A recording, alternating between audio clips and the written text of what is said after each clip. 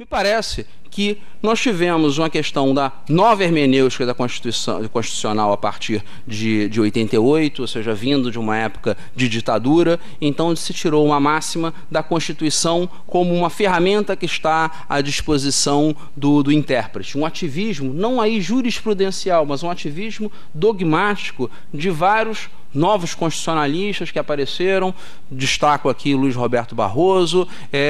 Hoje em dia tem tempo que eu não vejo trabalhos deles, mas no início dos anos 90 era bastante ativo o Clemenson Merlin Cleve também, com essas posições, e isso vindo de anos de ditadura, de déficit de legitimação e de uma Constituição que era tão sincera que previa colônia de férias para os trabalhadores. Então, se dizer que a Constituição era para valer quando previa colônia de férias para os trabalhadores, ou seja, a Constituição não era exatamente para valer como um todo. Não precisa nem dizer que ela tinha uma erratazinha, que era os atos institucionais, dizendo, olha isso, mas o que for em contrário, deixa ele para lá. Então, esse foi um ponto. E também um ponto que me parece essencial, que é a falta, o excesso de moeda. Os anos de hiperinflação deram uma sobrevalorização das decisões políticas, parecendo que tudo era uma questão de vontade. Afinal, bem, com uma inflação do porte que nós já tivemos, orçamento é uma peça de ficção, né?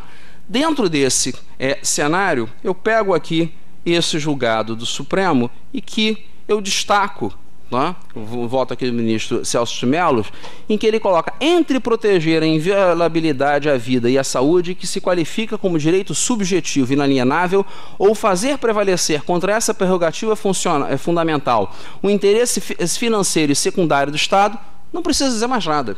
Se a questão é posta dessa forma, se a questão a ser respondida é essa que estava sendo levantada aqui pelo ministro Celso de Mello e que sintetizava essa posição, tem vários casos. Eu me lembro de uma situação dos primeiros casos de tratamento de AIDS no Tribunal de Justiça do Rio de Janeiro. Na sessão de julgamento, um dos julgadores disse, eu sei que o Estado tem razão, mas eu quero dormir com a minha consciência tranquila.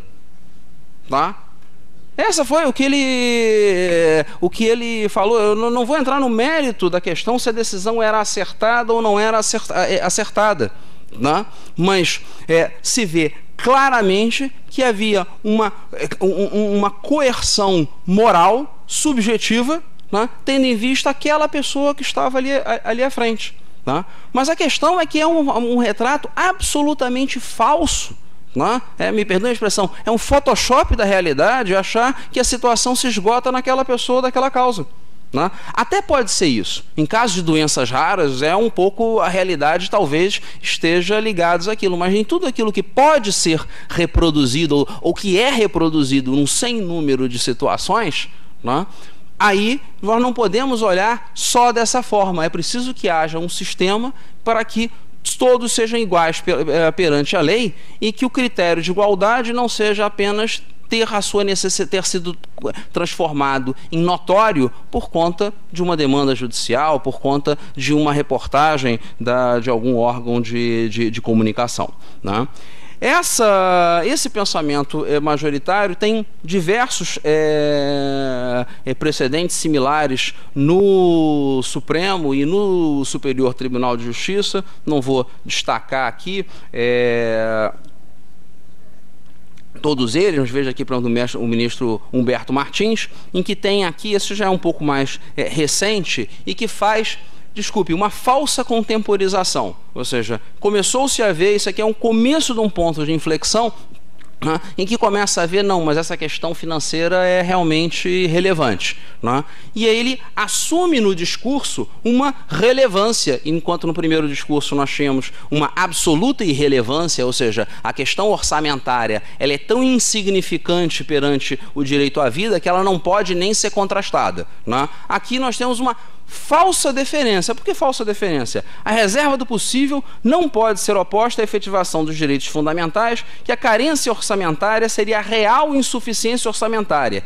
Em situações limítrofes como essas, não há como o Poder Judiciário imiscuir-se nos planos governamentais. Eu tenho a impressão de que qualquer cidadão, né, mora ou em Brasília ou no município que fica dentro do Estado, e mesmo se for em Brasília, está dentro da União Federal. Então, se saúde é dever de todos os entes públicos, real insuficiência orçamentária eu teria que somar os 3 orçamentos, né? O do município, do Estado e da União. Ou seja, esse é um caso impossível, é uma concessão teórica. Se você realmente provar que não tem dinheiro, o que é provar que não tem dinheiro? Que o orçamento inteiro da saúde não dá para atender aquele caso? Não é? Então isso aqui é uma falsa contemporização, porque sempre haverá dinheiro para, se dinheiro for o problema, se orçamento for o problema, sempre haverá dinheiro para atender uma causa individual. Talvez não por acaso o judiciário seja mais refratário às demandas coletivas, né? Se nós formos examinar as demandas coletivas da saúde, aí já se tem suspensão de segurança, já se tem uma prudência maior na concessão. Mas no caso individual, isso daqui é um argumento puramente teórico, porque ele jamais deixará de ser uma nota de rodapé, um obter dictum da decisão. Então, desculpe, isso é uma falsa concessão a um ponto. Qual é o problema? Né? Por que esse status quo, né, não é, pelo menos na minha maneira de ver, e não é só na minha maneira de ver, por que ele não é satisfatório? Né?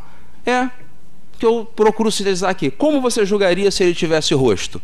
Ou, de outra forma, o fato da pessoa, de se ter o nome, CPF e rosto, né? Esse deve ser um critério de distinção para a concessão ou não do direito?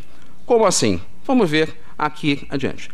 Problema, né? A decisão jurídica pressupõe a formulação de uma regra aplicável a situações similares trazidas a exame.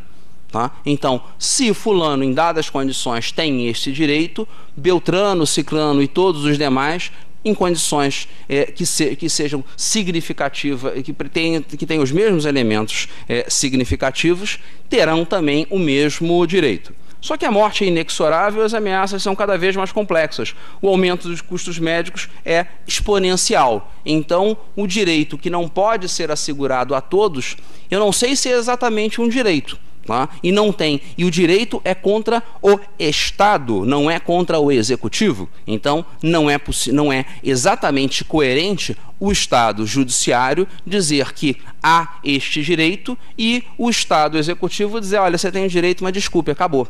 Tá? Isso é um tanto ou quanto contraditório. E se o meu direito público subjetivo é contra o Estado, pouco importa as divisões que o Estado está fazendo.